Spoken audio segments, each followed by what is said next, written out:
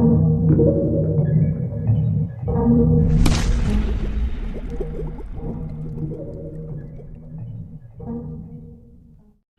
कहानी सुनाते हैं कि कहानी ही है, वैसे रियलिटी तो शायद नहीं है, कि एक बारी जब इंडिया को जीतने आ रहा होता है, भारत को जब जीतने आ रहा होता है, तो वो अपने सिपाहियों को कहता है कि मैंने सुना है कि भारत के अंदर एक बहुत सुंदर झरना है जिसमें अमृत बहता है और उस अमृत को पीकर व्यक्ति हमेशा के लिए अमर हो सकता है। तो अपने सिपाहियों को पहले कह के रखता है कि तुम ध्यान रखना कि कहीं भी ऐसा झरना तुम्हें मालूम पड़े तो उसी वक्त तुम मुझे बता देना। तो जो अपनी यात्रा कर रहा होता है तो सिपाहियों की नजर ऐसे झरने पर पड़ती है जो बड़ा खूबसूरत होता है। तो वो सिकंदर की तरफ इशारा करते हैं कि मालिक यही वो झरना लग रहा है।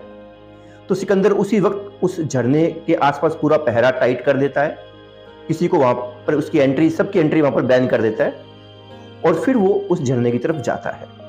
एक छोटी सी गुफा के अंदर बड़ा ही सुंदर झरना बह रहा होता है, बिल्कुल स्फटिक मणि के जैसा, मतलब दिखने में बड़ा सुंदर लगता है। और वो उस अमृत को पीने ही जा रहा होता है, बस अपनी अंजलि के अंदर उस अमृत को भरता है, उस पानी को भरता है और उसको ग्रहण करने जा रहा होता है। तभी एक आवाज आती है कि रुको, कुछ देर रुको। वो एकदम यहाँ वहां देखता है कि इस गुफा में तो और कोई नहीं है मेरे अलावा, बाहर सैनिक पहरा दे रहे हैं, कौन बोल रहा है, किसकी आवाज आ रही है। फिर उसकी नजर पड़ती है कौवे के ऊपर। कौवा कहता है कि रुको, पी लेना कोई बात नहीं, लेकिन पीने से पहले 2 मिनट मेरी बात ध्यान से सुन लो। इतनी भी क्या जल्दी है, 2 मिनट सिर्फ मेरी बात ध्यान से सुन लो। तो सिकंदर कहता है कि हाँ बोलो, कौन हो तुम? कि तुम तो इंसानों के सिकंदर हो, ऐसे ही मैं कौवों का सिकंदर हूं। मैंने भी इस झरने की तलाश की, मुझे भी झरना मिला और जैसे ही मैं झरने के पास आया तो मैंने इसको अच्छे से मैंने इस जल का ग्रहण किया और मैं अमर हुआ। और ये बात बीते सदियां हो गई है, सदियां बीत गई है। अब मैं मरना चाहता हूं लेकिन मैं मर नहीं सकता। मैं करूं कैसे जीवन का? सालों साल मेरा जीवन ऐसे चलता है, इतनी मेरे बाद की पीढ़ियां जा चुकी है, पर मैं मृत्यु को प्राप्त नहीं हो सकता। अब मुझे ये जीवन पूरे बोझ की तरह लग रहा है, लेकिन मैं मरूं तो मरूं कैसे? ऊपर पहाड़ से नीचे गिरता हूं तो एज यूजुअल वैसा ही रहता हूं, मेरा पैर भी नहीं टूटता। आग में जाता हूं, मेरे पंख नहीं जलते, किसी भी तरीके से मैं मर नहीं पा रहा हूं। अब अगर तुम्हें भी यही अवस्था प्राप्त करनी है कि तुम हमेशा यहां पर आकर अमर हो जाओ, इसी देह में पड़े रहो, सड़े रहो, तो तुम्हारी मर्जी है। अब इतनी जैसे वो बात सुनता है और सोचता है तो सिकंदर वहां से फटाफट दौड़ लेता है कि भी कहीं किसी भी प्रलोभन में आके मैं इस जल को पी ना लूं, और वहां से निकल लेता है। उसके बाद तो इवन जब उनसे कोई इस झरने की बात भी कहता है तो उस बात को सुनता भी नहीं है, उस बात को इग्नोर कर देता है। तो यही चीज है कि ऐसा जीवन भी क्या काम का कि जिसके अंदर विश्राम करने का स्थान ही ना मिले।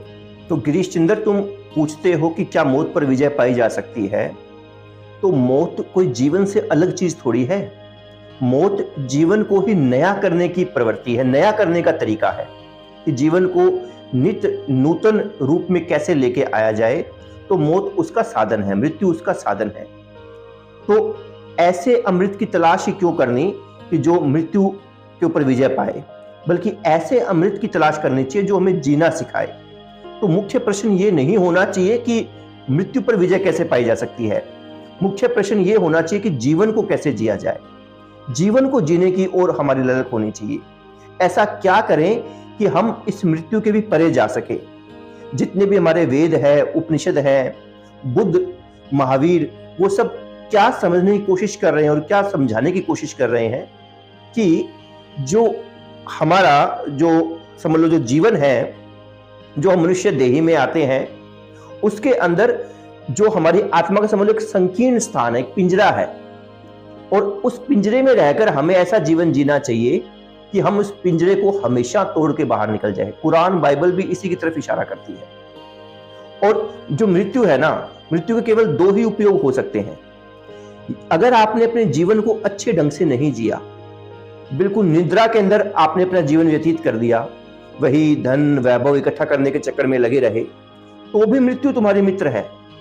मृत्यु होगी तब नया जीवन मिलेगा, नई ऊर्जा का संचार होगा, दोबारा से मौका मिलेगा कि हम एक अलग तरीके से जागृत अवस्था में पूरा जीवन बिताएं, सुषुप्त अवस्था में जो पिछली देही हमने निकाल दी उस तरीके से हम ना बिताएं। और अगर आप जाग गए हो और अगर आपने जीवन को असली शाश्वत सत्य को पहचाना है तो भी मृत्यु तुम्हारी मित्र है। बिकॉज जब मृत्यु आएगी उसके बाद में आप उस परमात्मा के अंदर जाकर निर्मग्न हो पाओगे, उसी के अंश जाके बन जाओ। तो दोनों ही स्थिति में, चाहे आप जीवन को सुषुप्त अवस्था में जी ले या जागृत अवस्था में जी ले, मौत दोनों अवस्था में ही तुम्हारी मित्र होने वाली है। इसलिए गिरीश चंद्र, तुम अपना क्वेश्चन चेंज करो। मौत पर विजय नहीं पानी है, जीवन पर विजय पानी है। ये सीखना है कि जीवन कैसे जीना है। इस तरीके से जिए कि हम हमारे जो हमारा जीवन चल रहा है, जो जीवन मृत्यु का चक्कर चल रहा है, हम उसके पार जा सके। पहचाने, अपने खुद से क्वेश्चन पूछो कि मैं कौन हूं, और इस क्वेश्चन को लगातार पूछते रहो, तब तक पूछते रहो कि जब तक तुम्हें इसका उत्तर ना मिल जाए। और ध्यान रखना, वो उत्तर तुम्हारा अपना उत्तर होना चाहिए।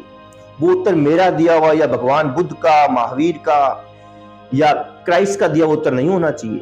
उत्तर तुम्हारा अपना उत्तर होना चाहिए। अगर तुमने किसी और के उत्तर को अपना उत्तर जान लिया तो वो केवल आपके लिए सिद्धांत बनकर रह जाएगा, धर्म बनकर रह जाएगा, संप्रदाय बनकर रह जाएगा। अगर आपने सच में इस चक्कर से पार जाना है तो आपका अपना उत्तर खुद खोजना होगा, लगातार खुद से प्रश्न पूछना होगा कि मैं हूं कौन। तभी आपको इसके उत्तर तक आप खुद पहुंच पाओगे। अपनी यात्रा तुम्हें खुद तय करनी पड़ेगी।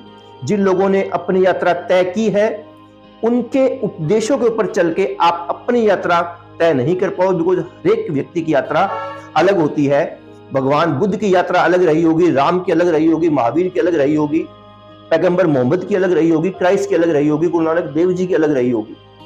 अगर एक ही यात्रा होती तो ये सब अलग अलग साधु, अलग अलग वेशभूषा में, अलग अलग लोगों, अलग अलग तरीके से लोग ना आए होते। हर व्यक्ति की अपनी अलग यात्रा रही है। और गिरीश चंद्र, तुम्हारी अपनी खुद की अलग यात्रा होगी, तभी आप जीवन पर विजय पा सकोगे।